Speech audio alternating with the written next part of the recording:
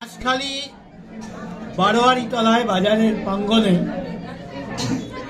Party উদ্বোধন উপলক্ষে একটি জয়নিং সভা ছিল।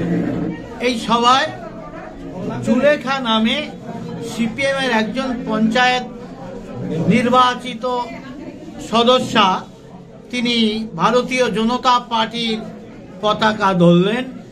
আমাদের বিধায়ক অসীম বিশ্বাসের হাত ধরে এবং এক জনসমুদ্রের মধ্যে দিয়ে আনন্দ এবং উল্লাসের মধ্যে দিয়ে সেই বাজারেই একটি পার্টি অফিস শুভ উদ্বোধন করলাম।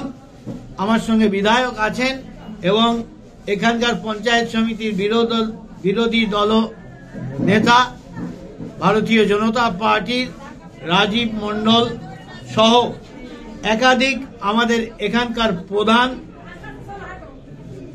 লক্ষ্মী ঠিকাদার এবং অন্যান্য দুটি অঞ্চলের প্রধান সহ ময়ূরহাট 2 এর প্রধান সহ ব্যাপক জনগণ এবং কার্যকর্তার উপস্থিতিতে এই শুভ উদ্বোধন হলো।